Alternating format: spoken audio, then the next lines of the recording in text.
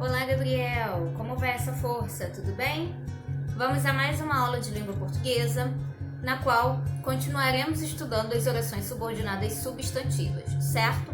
Mas agora, como eu havia indicado na aula anterior, veremos as orações reduzidas. Vamos ver como elas funcionam? Vem comigo! Passemos então aos nossos slides. Vamos, através dele, de vez em quando, fazer uma análise comparativa, observar o que é uma oração desenvolvida e o que é uma oração reduzida, ok?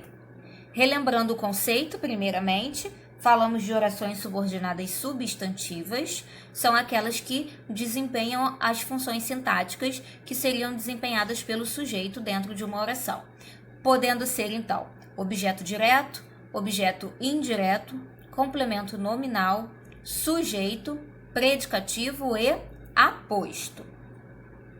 Vejamos esse exemplo que eu retirei do anúncio publicitário contra o câncer de mama. Ele diz: prevenção. É preciso sensibilidade para entender que a luta contra o câncer começa por aí. Veja que nesse enunciado linguístico nós temos o verbo entender. Sabemos que quem entende, entende algo. O que é entendido? Que a luta contra o câncer começa por aí. Então, toda essa oração, ela completa o sentido do verbo. Completa diretamente. Quem entende, entende algo. Então, ela é um objeto direto. Dizemos que ela é uma oração subordinada substantiva, objetiva direta, desenvolvida. Por que ela é desenvolvida? Porque ela é iniciada pela conjunção integrante, o que, como nós vimos na aula passada, tudo bem? E o verbo começar está na sua forma flexionada, indicando terceira pessoa do singular, do presente, do indicativo. Então, a oração desenvolvida, ela vai sempre apresentar a conjunção integrante e o verbo flexionado. Essas duas características nós não vamos conseguir observar nas orações reduzidas. Vejamos. Temos mais um anúncio, agora de combate à dengue, que diz: é dever de todos ajudar a combater a dengue. Vamos analisar esse enunciado linguístico. É dever de todos. O que é dever de todos? Ajudar a combater a dengue. Ajudar a combater a dengue é dever de todos. Vamos observar essa primeira oração. É dever. O que temos nela?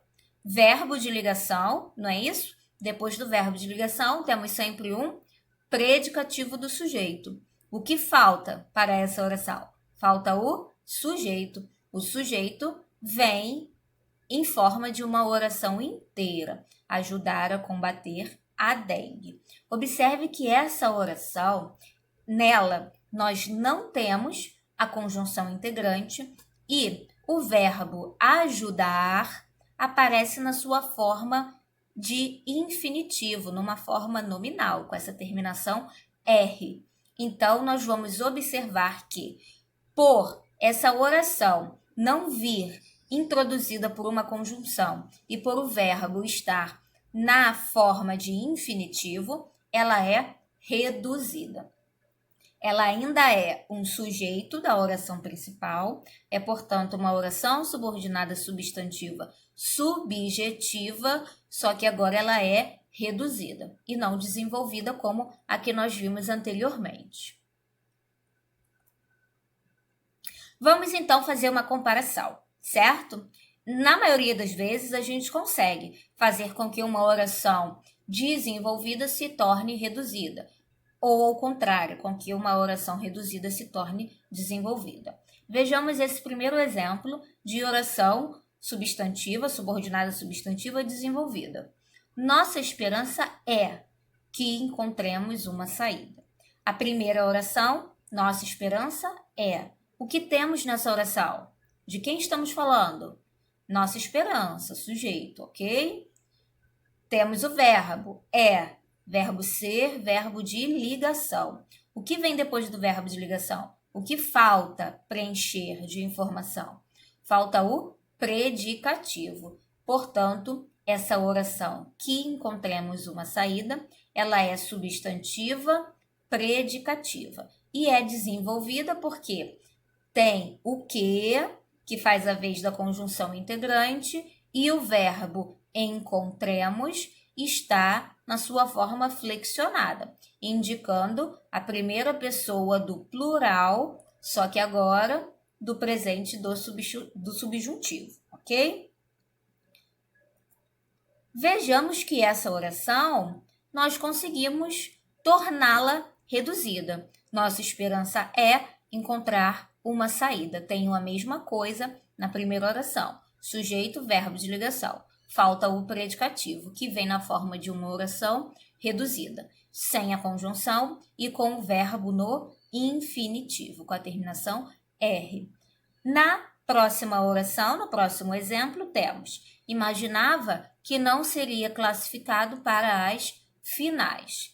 Temos na primeira oração o verbo imaginava, na terceira pessoa do singular, indicando um sujeito desinencial. Ele ou ela imaginava. Tudo bem? Quem imagina, imagina algo. O que é imaginado? Que não seria classificado para as finais.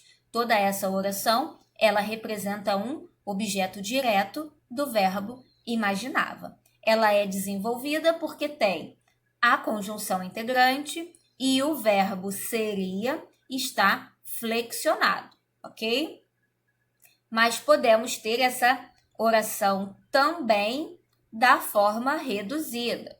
Imaginava não ser classificado para as finais. Agora vemos que não ser classificado para as finais, nós temos a ausência da conjunção e o verbo ser aparece no infinitivo, na sua forma nominal, correto?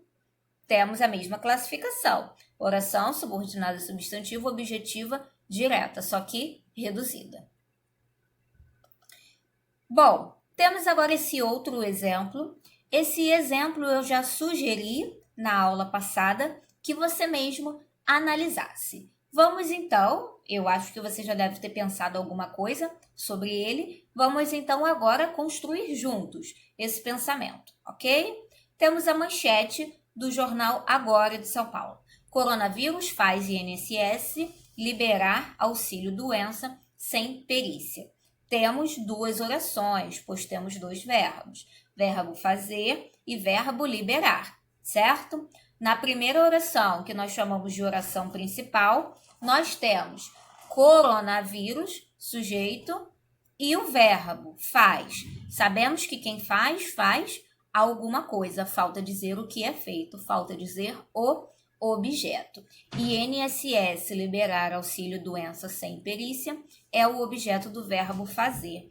É o objeto que vem na forma de uma oração inteira, só que uma oração reduzida. Por quê? O verbo liberar está no infinitivo e nós vemos que a conjunção integrante não aparece.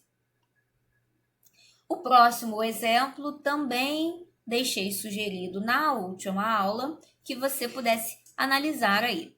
Vamos então a essa análise. Temos um anúncio publicitário, né, sobre a prevenção nesse momento de combate contra o coronavírus. Sabemos que a maior prevenção agora nesse momento é manter a distância. Por isso o anúncio diz: só por agora, amar é manter distância de quem você quer perto. Temos aí 3 orações. Só por agora, amar é. Esse só por agora, né? Nós não temos um verbo, ele é um adjunto adverbial de tempo. Quando que amar é alguma coisa? Só por agora, tudo bem? Então, eu tenho um adjunto adverbial de tempo, tenho amar, que faz a vez do sujeito, e tenho o verbo de ligação nessa primeira oração. Tem um verbo de ligação, o que falta? Falta o predicativo. Quem é o predicativo? O predicativo é a oração que vem logo depois. Manter distância. Manter distância é a característica de amar nesse momento. Tudo bem? Agora, observe essa segunda oração. Ela é subordinada à primeira. Ela é subordinada, substantiva, predicativa, reduzida, porque não tem a conjunção e o verbo está no infinitivo, ok? Ela é subordinada à primeira oração. Mas em relação à terceira oração, ela se mantém como oração principal. Por quê? Porque quem mantém distância de algo, de alguém, tudo bem? Eu tenho nessa oração o verbo manter. Quem mantém algo. Tenho esse algo que é o objeto. Distância, objeto direto. Veja que de quem você quer perto completa o sentido de distância. Distância é um substantivo, não é isso? Se distância é um substantivo e a oração que vem depois completa o sentido desse substantivo, essa oração é um complemento nominal. O substantivo é um nome, não é isso mesmo? Então, de quem você quer perto é uma oração subordinada, substantiva, completiva, nominal do substantivo distância da oração anterior. Essa oração, ela aparece em sua forma reduzida. Tudo bem? Por que reduzida? Não temos a conjunção integrante e o verbo quer está no infinitivo. Temos agora mais um exemplo, também uma manchete de jornal, do jornal A Tribuna, que diz: MEC se prepara para suspender aulas por causa do coronavírus. Ora, temos a primeira oração. MEC se prepara. Quem se prepara para algo, para alguma coisa. Vemos que esse verbo preparar, ele pede agora um objeto indireto. Esse objeto indireto é a oração inteira, que vem numa forma reduzida. Por quê? Eu não tenho a conjunção e o verbo suspender está na sua forma infinitiva, ok? Olha, Gabriel, agora vamos ficar atentos a mais algumas características das orações subordinadas. As orações subordinadas, principalmente as objetivas diretas, elas podem ser iniciadas por outros termos, que não a conjunção integrante, como acontece no que nós vamos ver agora. Temos uma oração principal, não sabemos. Sabemos que esse verbo saber, quem não sabe algo, ok? Quem não sabe algo. Ele pede um objeto direto. Portanto, ele é um verbo transitivo direto. Esse objeto direto nós podemos preencher com uma oração do tipo: o que aconteceu? Não sabemos o que aconteceu. Observe que esse que agora, ele não é uma conjunção integrante, ele é um pronome relativo. Não sabemos o. Esse o é o objeto direto. Que aconteceu, esse que retoma o. Tudo bem? Depois, não sabemos por que ele não veio. Observe que agora temos a conjunção explicativa porque, ok? Que inicia o objeto direto. Não sabemos o que, porque ele não veio. Ainda continua sendo uma informação de objeto direto que vem na forma de uma oração, só que é introduzida por uma outra conjunção, que não é a conjunção integrante. Aqui temos, não sabemos como ele fez isso. Agora temos também um objeto direto introduzido pela palavra como, que também é uma conjunção. Geralmente, em outros contextos, essa conjunção introduz sentidos de comparação, de conformidade, de causa, ok? Nesse caso, ele só inicia o complemento verbal, só inicia o objeto, dando o sentido de complementaridade. Mais um, não sabemos quem chegou, ok? Temos agora o pronome relativo quem, introduzindo a oração substantiva. Essa oração ainda é um objeto direto, uma vez que completa o sentido do verbo saber. Beleza? Temos essas outras formas, também, e é bom ficarmos atentos. Ficarmos atentos principalmente à estratégia que nós já combinamos. Vemos a oração principal. O que temos nela? Temos adjunto adverbial de negação, o não. Temos um verbo com sujeito implícito. Nós não sabemos, tudo bem? Falta dizer o que não sabemos, falta dizer o objeto. Então, qualquer oração que seja colocada depois disso vai ser uma oração subordinada substantiva, objetiva, direta, independente da forma como ela seja introduzida. Para ver se entendemos, vamos aqui agora praticar, tudo bem? Temos a primeira questão. No período, é possível discernir no seu percurso momentos de rebeldia contra a estandartização e o consumo. A oração destacada é: vamos observar mais uma vez a primeira oração. O que temos nela? Verbo de ligação, verbo ser. O que vem depois do verbo de ligação é sempre o predicativo. O que falta? Falta o sujeito. Discernir no seu percurso momentos de rebeldia contra a estandartização e o consumo é possível. Então, nós temos um sujeito que vem numa forma de uma oração inteira. Essa oração não é introduzida pela conjunção integrante, certo? E o verbo discernir aparece no infinitivo. Portanto, é uma oração subordinada, substantiva subjetiva reduzida de infinitivo. Letra D, portanto. Mais uma questão. As orações em destaque são subordinadas substantivas reduzidas de infinitivo. Classifique-as e escolha a sequência obtida. Vamos observar a primeira oração. Aconselharam-me a desfazer o noivado. Vejamos a primeira oração. Aconselharam-me. Temos um sujeito indeterminado, verbo na terceira pessoa do plural, alguém que nós não podemos determinar, aconselhou. Aconselhou outra pessoa, que é esse me. Quem aconselha alguém a fazer algo, certo? Então, vejamos que esse me é o objeto direto. Quem aconselha alguém. Aconselha alguém a alguma coisa. Temos agora um objeto preposicionado, um objeto indireto, que vem na forma de uma oração.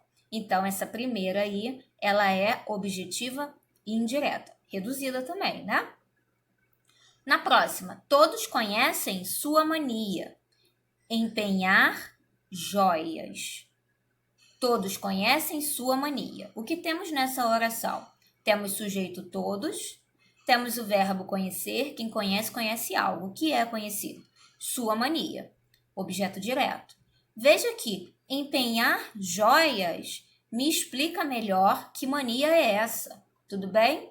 Então, é um termo que retoma outro termo, explicando, esclarecendo melhor o seu sentido. Isso é um aposto, ok? Então, eu tenho uma oração apositiva. Na próxima, custa-lhe trazer todo o material em dia?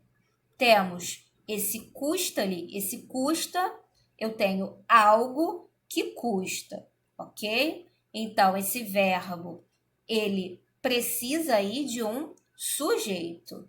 Isso custa a alguém, a você.